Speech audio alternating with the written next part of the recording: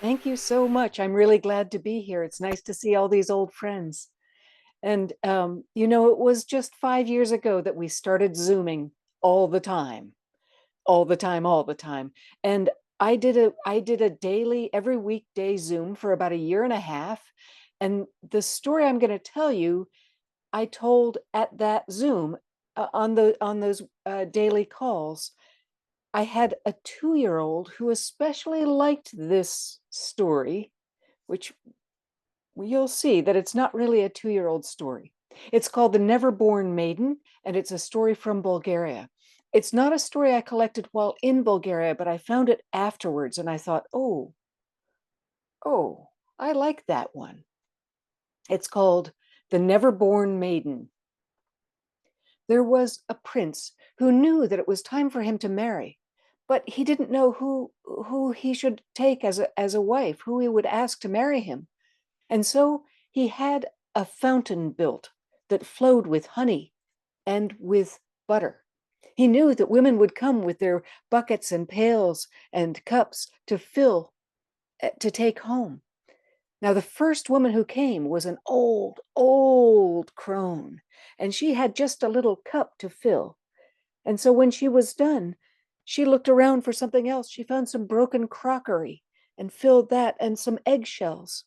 The prince was hiding and watching.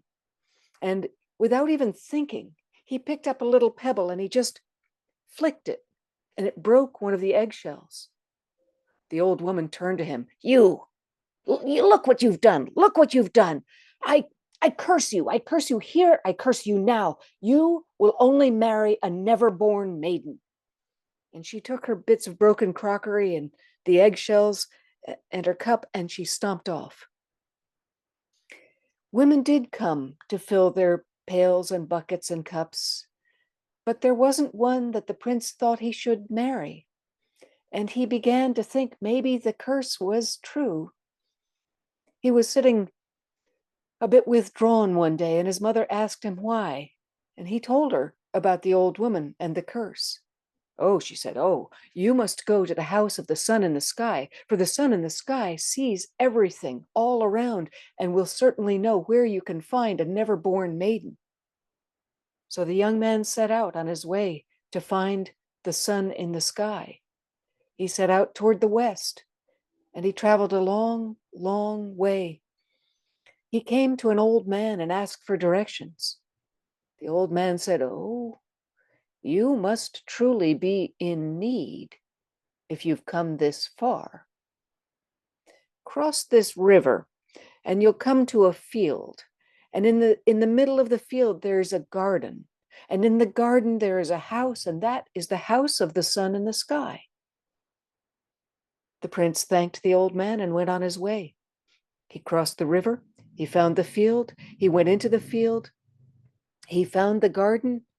He found the house, and he knocked on the door. A wrinkled old woman answered the door, and the prince immediately knelt down and said, Mother of the sun, Mother of the sun, will you help me? She said, oh, since you call me Mother of the sun, yes, I will help you. You show me respect. But what are you doing here? No humans find their way this far. So the young man told her why he was there. Oh, my son will come home and he will be hungry and he will be angry and he will burn you. I'll turn you into a needle and I'll stick you in the back of the door, in the wood in the door. And when my son has finished his supper, I'll turn you back into a man and you may ask him.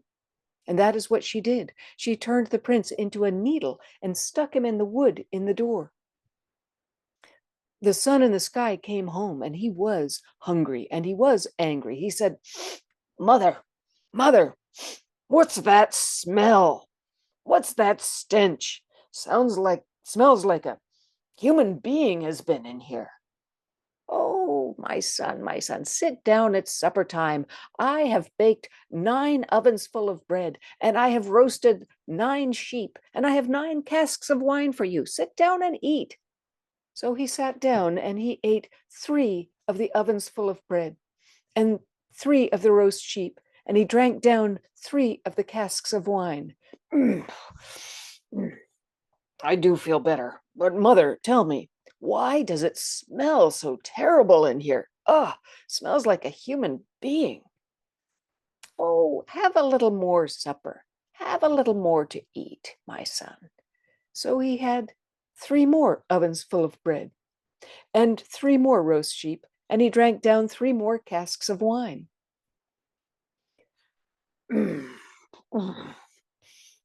Much better, mother. But what is the smell? Tell me.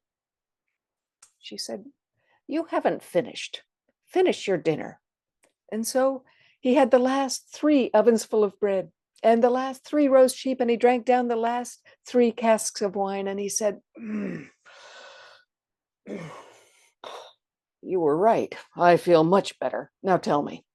And so his mother turned the prince back into a man, and he knelt down before the sun in the sky and said, I've come to ask for your help, for you see everything and everyone, and you know all of the world. Tell me, where may I find a never-born maiden? He explained the curse. He told the whole story. And the sun said, yes, you showed me the proper respect. You showed my mother respect. Otherwise, she wouldn't have turned you into a needle and let you stay here. Go into my garden. There is an apple tree, and on that apple tree there are 3 golden apples. Pick one, take it home, cut it open gently, and a never-born maiden will jump out. She will ask you for bread and salt. You must give this to her. If you do not, she will vanish. The prince thanked the sun in the sky, thanked the sun's mother, and out he went to the garden. And there was the apple tree, and there were 3 apples, 3 golden apples. So he picked one, and he put it in his satchel.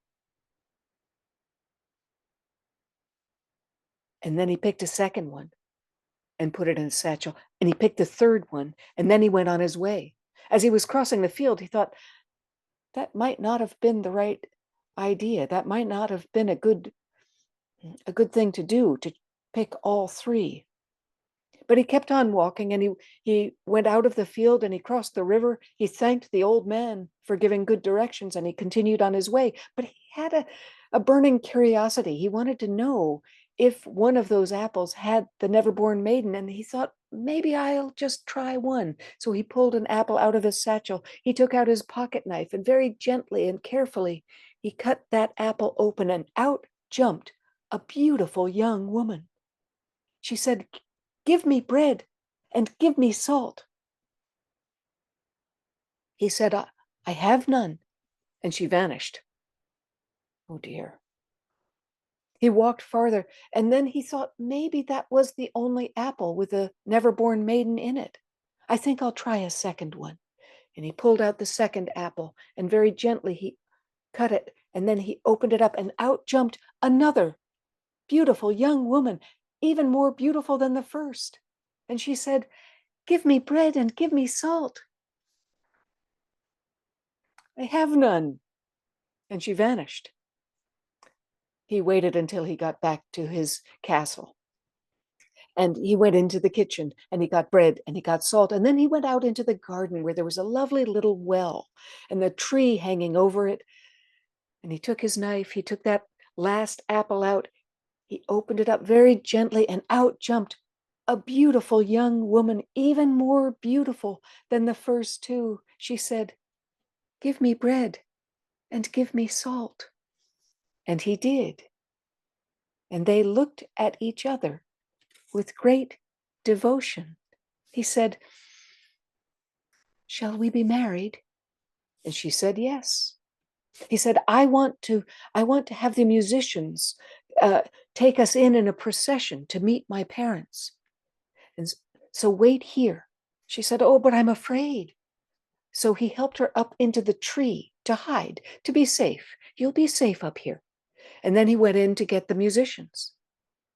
She was up in the tree, and she shone like the sun. She wore a golden gown. Oh, she was beautiful and shining.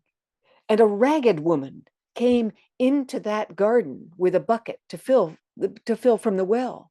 And she saw this shining, beautiful woman in the tree. Oh, the ragged woman was crafty. She took her bucket and put it in the well upside down. I can't get any water. I can't seem to get any water. And the never-born maiden called down, I don't think you're doing it right. Oh, there's someone up there. Well, come down and show me. The never-born maiden said, no, no, I can't. And the ragged woman turned the bucket the other way, not right side up, sideways, and said, I can't seem to get the water in. Please come and help me. And so the never-born maiden came down, and the ragged woman asked her why she was there, who she was. And the never-born maiden told her. Oh, you poor dear, come to me, let me embrace you. And the ragged woman put her arms around the never-born maiden and then put her hands around the never-born maiden's throat and choked her to death. Then the ragged woman took the beautiful clothes from the never-born maiden, threw the body of the beautiful young woman into the well, threw her own ragged clothes in after her. And then she climbed up in the tree. When the prince came back, he was surprised to see the change in the never-born maiden. But the ragged woman said, oh, I haven't been out in the world before. And I think it aged me a little bit. The prince didn't know that wasn't right. And they went in the castle with the musicians. There was a grand wedding. They were married. It was not long after that the prince's parents died. And so the prince became the king, and the ragged woman became the queen. And not long after that, some of the king's men came to him and said, we have a problem. We take our horses to the well. There's that trough on the side of the well, and they cannot drink because there's a golden fish that jumps out and it scares them. The king said, catch that fish and take it to the kitchens. We'll have it for dinner. So the fish was cooked up. But the queen said, I don't eat fish. She made sure to gather all of the bones, to burn them. She gathered them all, except one. The king had one little bone in his fingers, and he was using it to pick his teeth. He was still holding it when he went into the bedchamber. He threw it out the window. It was a lovely evening. And so that night, the king and the queen slept with the window open. And when he threw that little bone out, just as quick as I've said this, a beautiful apple tree grew up in that garden outside the bedchamber. And that night, one of the branches from the apple tree came in the window and caressed the king, and caressed the king, and caressed the king, and beat the queen, and beat the queen, and beat the queen. This happened 3 nights in a row, and finally the queen said, I want that tree cut down and burned.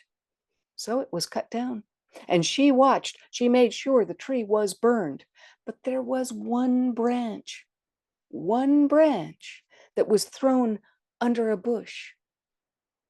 She didn't see that branch. An old woman, a beggar woman, came to the back door of the castle, to the kitchens, with her grandson. And the grandson found that one limb from the tree. And it looked a bit like a horse. And so he picked it up and he began to ride it around, and he rode it all the way home after they'd gotten a little bit of food from the kitchens. And when he was done playing with it, the grandson threw that limb under the bed. The next day, the old woman and the grandson went to the market, as they always did. And while they were gone, out from under the bed, there came the never-born maiden. She shone like the sun. And while the old woman and the boy were gone, the never-born maiden cleaned that little house, top to bottom. And then she climbed back under the bed. This happened. When they came home, they were so surprised. They had not expected their house to be cleaned so while they were gone so well. They left for the market the next morning, and again the house was cleaned.